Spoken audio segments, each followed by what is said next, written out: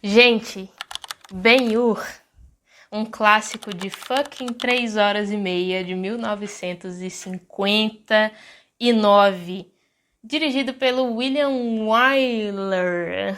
Não sei se é assim que fala o nome dele, mas é um diretor que fez muitos filmes, gente. A filmografia dele é enorme, né? E ele fez esse clássico, né, do cinema, que foi recomendado a 12 fucking Oscars e ganhou 11 fucking Oscars, tá, gente?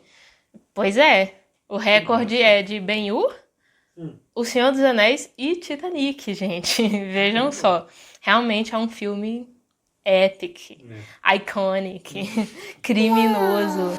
E, gente, esse filme, ele, obviamente, né, ele é estrelado pelo Charlton Heston. Ele era o ator que fazia todos os filmes do mundo naquela época. Eu contei pelo menos 50 filmes na filmografia dele, tá, gente? Entre eles, né, Os 10 Mandamentos, em que ele é o Moisés, né? El Cid, em que ele é o El Cid.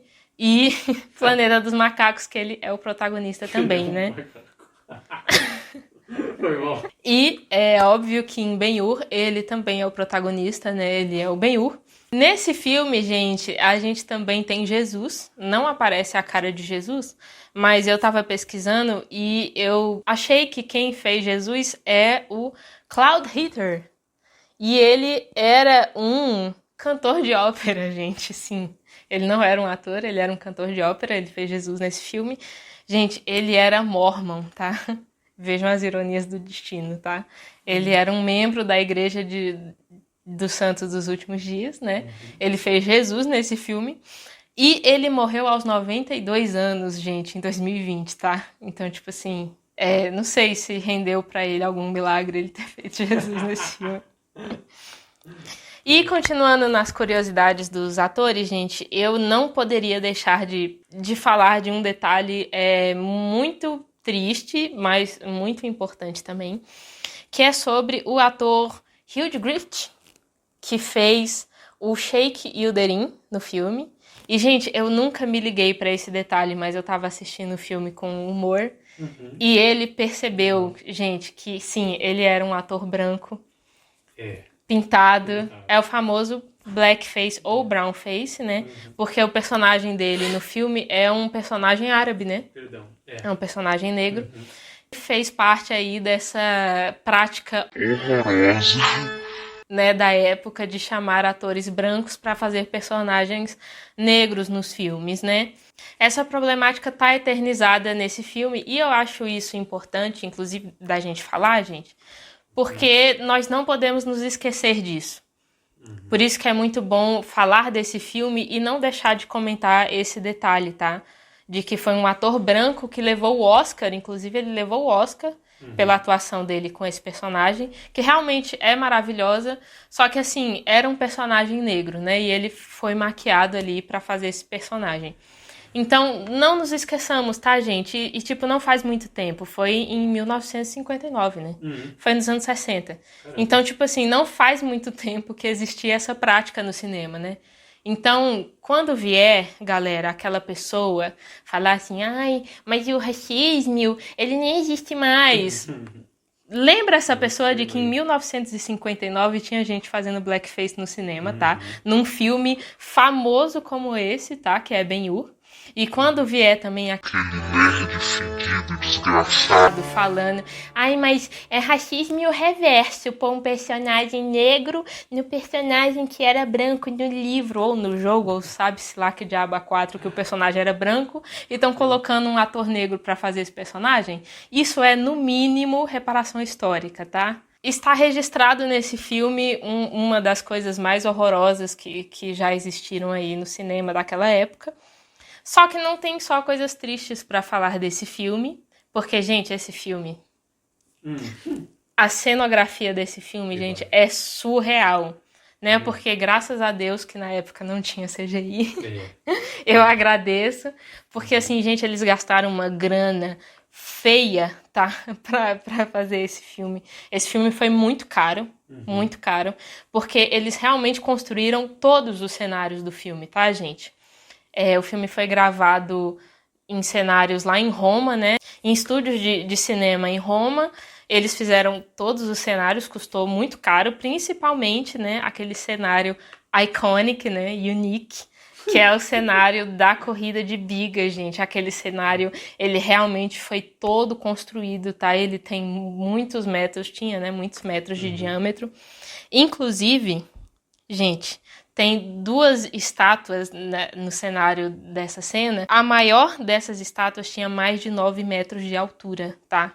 Era uma estátua true, tá? Fora o figurino, né, que realmente também foi todo feito ali pro filme, né, com tecidos que realmente eram tecidos da época. Os caras realmente, gente, eles trabalharam, tá?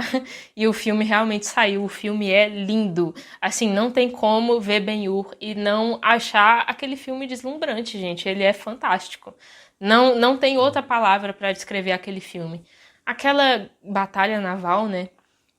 Assim, dá pra ver que o fundo é verde, mesmo assim, gente, é um trabalho tão bem feito, assim, aqueles navios enormes, né, e aquele fogo todo rolando. Gente, o filme é lindo, tá? O filme é lindo e mérito desse filme a cenografia épica que esse filme tem. Tanto que, gente, a coisa é tão real, né, por causa da cenografia bem feita, que existe um mito, tá? Que rodou aí por muito tempo, de que um dublê teria morrido nessa cena da corrida de bigas, né? E eu fui pesquisar e é um mito, gente, é fake news, tá?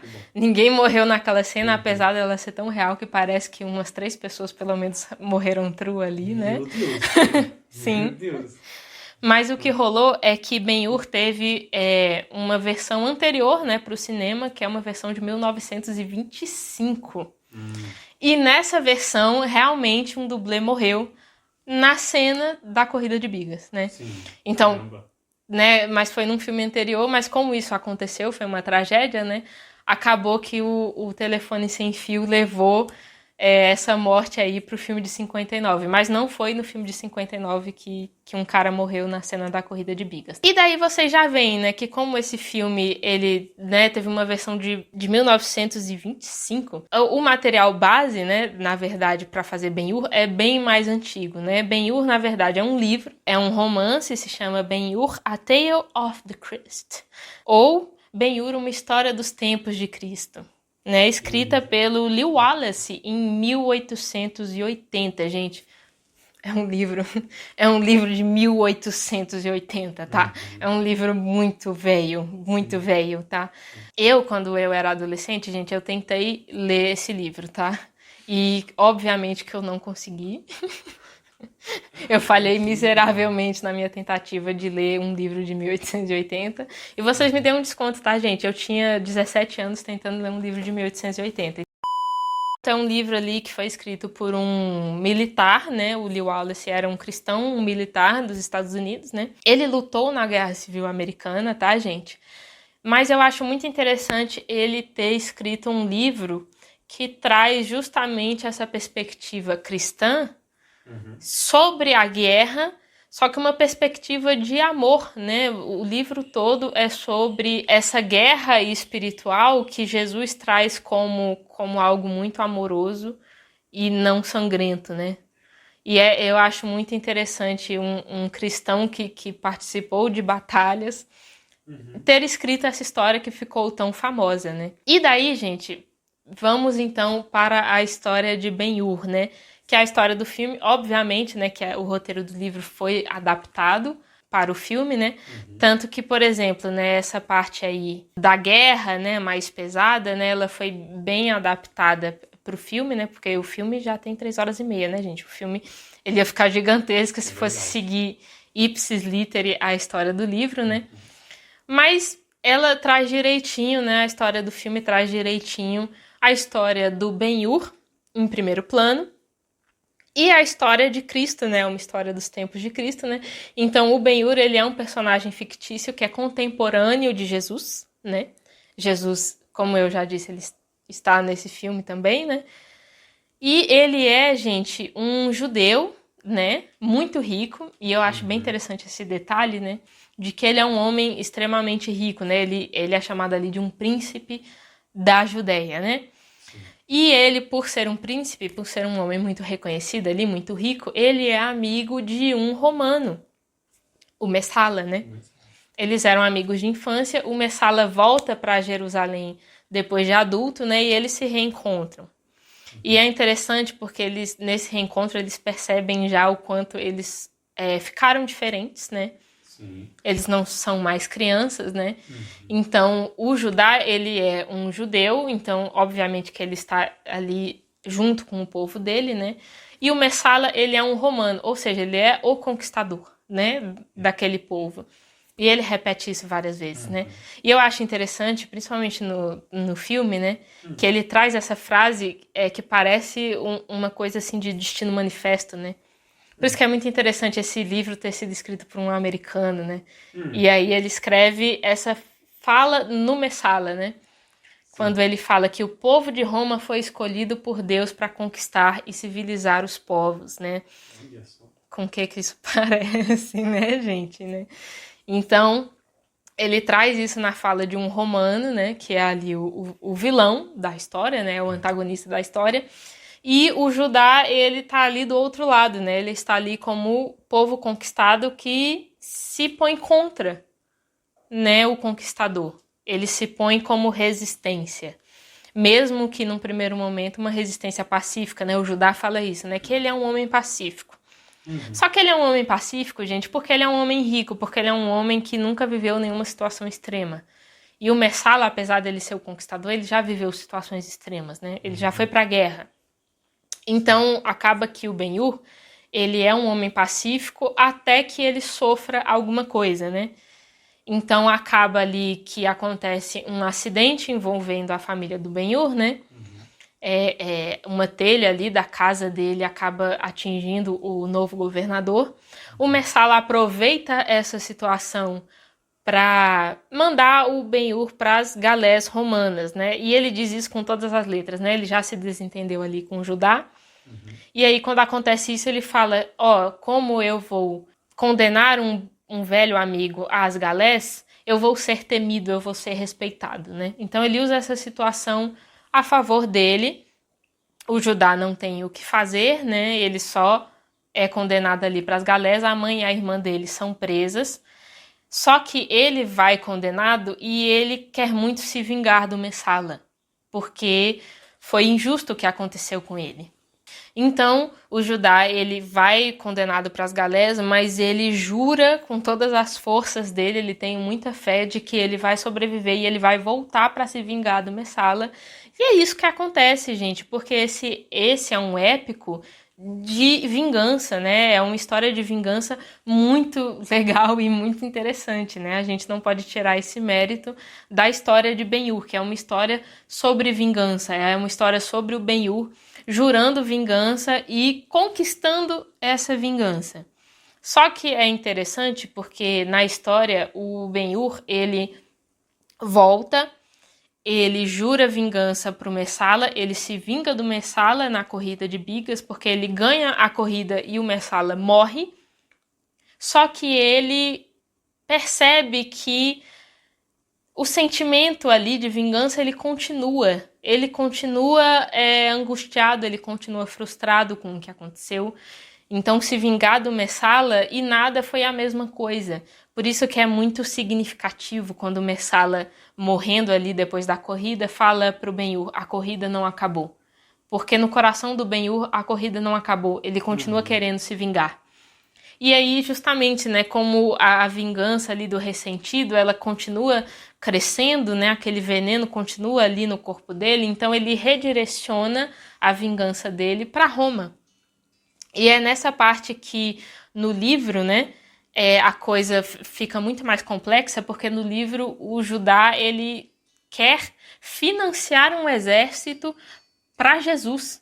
Ele fica escutando sobre Jesus, né? Então ele pensa, poxa, esse homem tem que liderar um exército contra Roma, e eu sou um homem rico, eu vou financiar esse exército para Jesus liderar esse exército contra Roma. Então ele realmente está tendo esse desejo de guerra, né? Antes ele era um homem pacífico, né? Agora não. Depois de tudo que aconteceu com ele realmente quer sangue, né?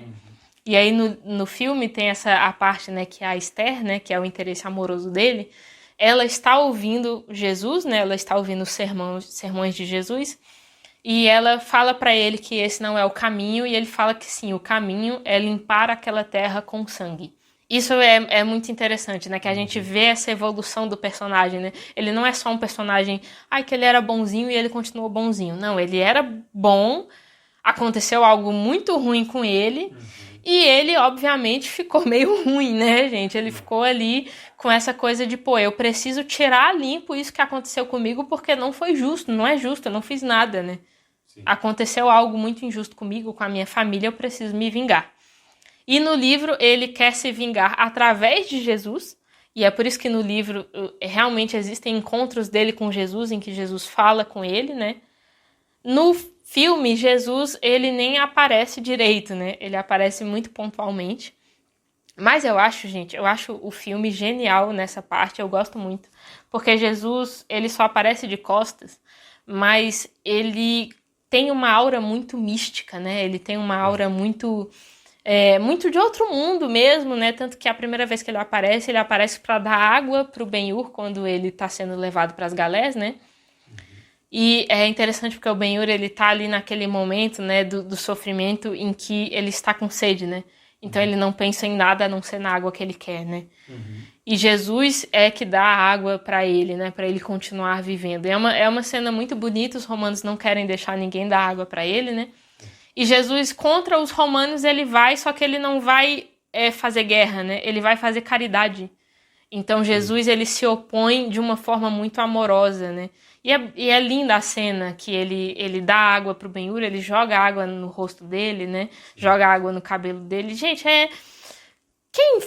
quem já foi religioso não consegue não sentir aquele arrepio no cu nessa cena, assim, me desculpe o palavreado, mas assim, eu fico toda sentida nessa cena em que Jesus aparece para dar água pro Ben-Hur. É lindo, né? É de verdade. E fora que o Jesus desse filme, gente, a cara dele não aparece, mas ele farma uma aura absurda, gente. É uma coisa assim de louco, não é, amor? É verdade. É verdade. Muito. Ele olha pros soldados assim, aí os soldados se cagam todos assim, eles, meu Deus, mano. Tipo assim, fica com uma carinha de, mano, para de olhar pra mim, mano. Sim. Para de olhar com essa cara de caridade aí que eu sou do mal, mano. O soldado fica todo boladinho, né, de olhar pra cara de Jesus. Ele side eyes, assim. Isso, Eu gosto muito desse detalhe, gente. Eu acho muito bem colocado. O pessoal ali do filme foi muito inteligente. Porque isso mostra, né, o contraste da vingança, do sangue, da guerra de Roma, né? Sim. E Jesus, que veio para trazer a paz, o amor, né? Ele veio para trazer a mudança e ele veio para trazer essa oposição a Roma da maneira oposta à que Roma está trazendo, né? Porque no fundo é sobre isso, né? É essa questão de que a guerra traz mais guerra. Então a gente tem a figura de Jesus que traz essa ideia de não, a gente combate a guerra com amor, com carinho, com caridade, com calma, com sacrifício, né? Porque no final do filme Jesus está sendo crucificado, né? E é interessante isso também, né? Porque no livro isso traz de uma maneira mais explícita, né? Como eu já falei, do pessoal estar organizando um exército para Jesus e ele negar isso, né? E no filme dar a entender ali mais ou menos que é sobre isso que o Ben-Hur tá pensando, né? Só que no final Jesus ele se entrega para morrer, né? Então por mais que ele tenha se oposto, ele não se opõe de uma maneira violenta. Ele diz, né? Se vocês querem ser violentos comigo, então que seja, né? Se eu vou ser crucificado, então que seja. Eu aceito. Por quê? Porque eu não vou ser violento. E eu vou estabelecer minha posição até o final, que é o que ele faz, né? Ele se estabelece como um homem pacífico até o final, que foi o que o Ben-Hur não fez. E esse é o contraste da história que é interessante, né? Porque o Ben-Hur, ele foi atrás de se vingar, sim. Jesus não, né? Jesus, ele foi atrás de fazer os sermões, de falar e no final de morrer, né? Se ele tem que ser sacrificado, então que assim seja. E é assim que é feita a redenção, né? No final das contas, né? Isso é lindo, gente, assim, me desculpa. Eu sou uma pessoa que não tem religião mais, tá? E mesmo assim eu olho pra esse filme e falo, gente, que filme religioso maravilhoso. É um filme religioso, só que bom, né? É verdade. Não é verdade? Foi muito bom. É legal também o desenvolvimento do Ben-Hur, no sentido de que ele vai para as galés, aí ele tem aquele desenvolvimento dele como personagem e tal, fica rico de novo, filho de um romano lá, vira filho de um cara. Isso. Né? E aí ele volta para buscar a família dele, né? É. E nisso que ele que a Esther mente para ele, aí ele vai se vingar. Uhum. Porque o contexto dele era ter a família, né? Era correr atrás da família. Ele até fala que ele ignora tudo que o Mensala fez. É verdade. Se ele puder ter a família dele de volta. Bem puxado, amor. Né? Bem puxado. A cena em que o Ben-Hur volta, isso é muito legal, porque ele volta como um romano. Uhum. Bem puxado mesmo. É verdade. Porque ele volta como um romano para Roma para se vingar do Messala. Só que tem aquela cena maravilhosa, né, que como um romano, né, como um filho do cara que ele salvou nas galés, ele volta e ele dá um presente pro Messala, né? E o presente é um punhal. E gente, o Messala, ele é um personagem maravilhoso, tá? Ele é, assim, iconic, unique, aquele personagem. E quando ele abre o presente e ele vê o Ben-Hur vindo, né? Ele até pergunta, né? Com que feitiçaria você voltou com o nome de um cônsul romano, né? Porque ele volta como filho do cônsul, né? Sim. E aí o Ben-Hur vai, farma uma aura, né? Mostra o selo do cônsul que tá no anel dele, né? E aí o Messala olha pro punhal e fala assim, que apropriado esse presente que você veio me dar, você sugere que eu use em mim mesmo? Porque o Messala, ele sabe, né? Do quanto que o Ben-Hur tá puto com ele, por motivos óbvios, né? Sim. E de fato, né? O Ben-Hur, ele fala pra ele, olha, acha onde estão minha mãe e minha irmã, me devolva elas, e se você fizer isso, eu vou esquecer do quanto eu te odiei esses anos todos que eu tava nas galés. Ele fala isso, né? Sim. Então ele quer se vingar, mas de fato, né? Se ele tiver a família de volta, ele promete que ele vai, inclusive, esquecer do que o Messala fez, né? O problema, gente, é que a mãe e a irmã do Ben-Hur, elas estavam presas, né? E, obviamente, né? Como acontecia com muita gente naquela época, elas ficaram com lepra por causa das condições desumanas em que elas estavam ali na cela dos romanos, né? E vocês sabem, né? Na época tinha todo um tabu com essa doença, principalmente entre os judeus, né? A lepra era uma coisa meio... Ai, Deus te condenou por causa de algum pecado que você cometeu, né? Então essas pessoas, né, o Vale dos Leprosos realmente existia, né? Essas pessoas iam pro vale e ninguém podia chegar perto, ninguém podia encostar, né? Era uma coisa horrorosa, gente. É bem fanatismo religioso mesmo da época, né? Tanto que, de fato, né, Jesus vinha muito com a coisa da cura. Eu acho isso muito bonito, né? Porque ninguém sabe, né, se Jesus realmente era um cara que sabia curar pessoas ou não. Mas ele trazer essa aproximação e essa cura é como se fosse um perdão para essas pessoas, né? É uma coisa simbólica no sentido de que, gente, essas pessoas só estão doentes. Não precisa pôr elas à margem da sociedade, né? Tipo assim, isso não é nada... Isso não é nada bonito, isso não é nada religioso, entendeu? Vocês religiosos que estão ali tirando as pessoas doentes pra merda, vocês são uns bostas, né? Para de fazer isso, né? E é muito interessante que Jesus traz isso, né? Ele sendo um cara que curou ou não, é isso que ele faz, né? Quando ele traz as pessoas doentes pra perto e fala, eu curo você. Ou seja, né? Não se afasta de mim, volta, né? Não tem por que você se sentir culpado, você se sentir renegado, né? Tá tudo certo. Só que eu senti também no filme que ele parou de querer se vingar quando ele descobriu que a família dele tá viva. Foi meio que ao mesmo tempo, né? Porque tem aquela cena, né, em que ele acompanha Jesus até a crucificação, né?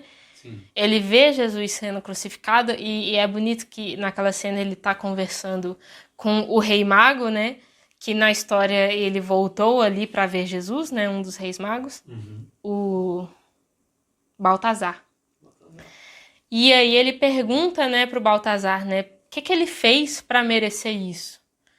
E aí o Baltazar fala, né, aquela coisa bem religiosa, né, de ele está redimindo os pecados dos homens. Mas eu gosto muito dessa parte também, porque o Ben-Hur, ele foi condenado injustamente. E quando ele olha para Jesus, ele fala, o que ele fez para merecer isso? E o que Jesus fez? Nada. Jesus também foi condenado injustamente, né? Então tem esse paralelo ali, né, dele entender que Jesus, como ele foi condenado injustamente, e aceitou esse sofrimento injusto, né? Sim. Que nem ele, né? Que ficou ali nas galés por anos, né? Recebendo um castigo que não lhe cabia, né? Porque foi injusto ele ter sido mandado para as galés. E nisso ele volta para casa e ele fala para Esther, antes de ver a mãe e a irmã curadas, né? Ele fala, né? Eu olhei para ele na cruz e eu senti que ele estava tirando a espada das minhas mãos, né? Então, meio que dá a entender que foi Jesus ali que meio que converteu ele para a paz de novo, né? Em vez de lutar com Roma. Em vez de lutar contra Roma, sim.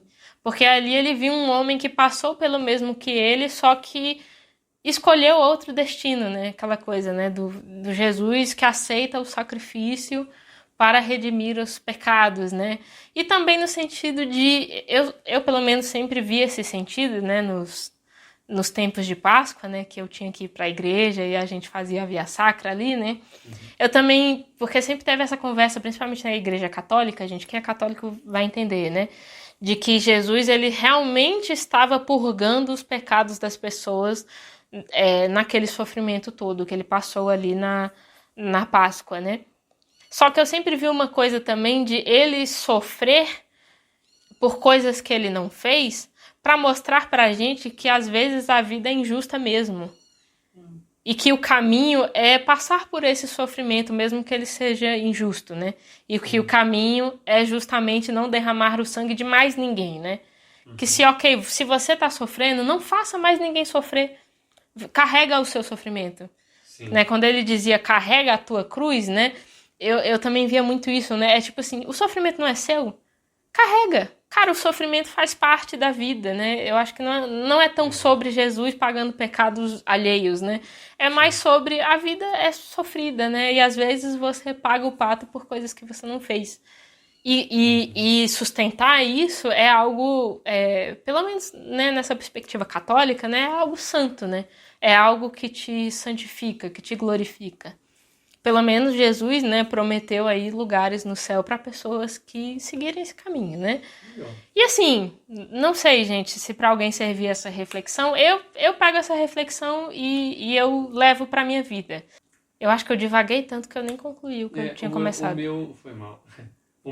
A minha linha de raciocínio que eu tinha ficado no filme era essa, né? Porque ele quer fazer essa guerra, né? E ele deixa de fazer a guerra quando ele encontra a família, ele fica meio fissurado na família. A moça fala para ele, a Esther fala, não aparece, não sei o quê. Aí tem aquelas cenas lindas que tem umas coisas bem românticas, assim, daquelas novelas mexicanas que eles se olham, jogam a cabeça assim, não! Eu não acredito nisso e tal. Atuações da época, gente, maravilhoso, sim. Ele tá querendo ver a mãe dele, aí a mãe dele aparece lá longe, vindo da caverna dos leprosos. Aí ele se esconde. Ele se joga atrás de uma pedra. Bem princesa, assim. Assim, bem... Sim, bem sofrimentinho, né? Sim, total. E esse sofrimento não deixa mais ele fazer a guerra que ele queria fazer, né? Então ele começa a querer correr atrás aí desse Salvador que a galera diz que pode salvar as pessoas mesmo, né? E que a Esther acredita na palavra dele sobre... Tampouco importa esse negócio aí do reino carnal e tal, essa coisa Sim, exatamente. de leproso e tal, porque no reino dos céus é outra parada. Sim, tá? É bom, assim, eu não sou mais o público, eu acho. Mas é um bom... Sim. É muito bom isso, você ver esse ponto, assim, que é tipo... É um filme sobre guerra, é um filme de ressentimento, luta e tal, vingança, e no final o protagonista vira um vilão. E quem salva ele é Jesus, porque fica essa reflexão, assim, né? As coisas que você não merece sofrer te transformam numa pessoa ressentida, Uhum. para você praticar um pecado. Uhum. Assim, é um bom filme cristão. Eu gosto bastante. É um filme bem cristão, É. realmente. Mas é um filme cristão bom, gente. Bom, Assim, bom. eu assisto Ben-Hur e eu não consigo não achar esse filme bom, tá? Óbvio, né? Problemas da época, né? Citamos aqui. Mas, gente, assim, se você pega todos os outros filmes religiosos, sei lá, The Chosen, É. a vibe é outra, né? Eu acho muito legal um filme religioso que traz essa história de vingança, que a gente fica mega engajado, né? Porque, pô, vamos ser sinceros, gente. Na corrida de bigas, a gente fica torcendo pelo Ben-Hur, né? Sim. Tanto que é aquela parte que o Messala começa a dar chicotada nele, né? E ele pega o chicote e começa a descer o cacete no Messala. Aquela cena é muito boa, gente. A gente muito se bom. sente assim, nossa, a alma lavada, sabe? É muito bom, né? Como a gente vê os filmes, gente, pra gente observar como as nossas paixões funcionam, né? Uhum. Eu gosto muito desse filme também pra observar isso, né? O quanto eu fico ali querendo que o Messala morra. Que eu fico assim, que personagem desgraçado. E ele é muito bom, gente. É o personagem que a gente ama odiar. É o Messala. É aquele personagem bom da gente odiar, da gente falar, como eu quero que ele se lasque. Nossa, que delícia. Esse é o Messala, é muito bom. E o Ben-Hur também, ele é um bom personagem, porque essa história dele, né? Que nem você falou, né? Isso dele passar por uma coisa e realmente mudar, né? Os valores dele mudam, né? O caráter dele muda. Isso é muito legal, gente. É uma narrativa muito bem feita, assim, convenhamos, tá? É um filme muito bom, é uma história muito boa. Portanto, fica aí a minha recomendação, né? Olá. Pra você que é religioso, pra você que não é religioso, Ben-Hur, de 1959. Vale a pena, hein? Vale a pena pra caramba. Considerações finais? Tá ótimo. Tá ótimo? Bom filme. Gente, curte, comenta, compartilha, se inscreve no canal. E até o próximo vídeo, porque vai ter mais vídeos. Beijo!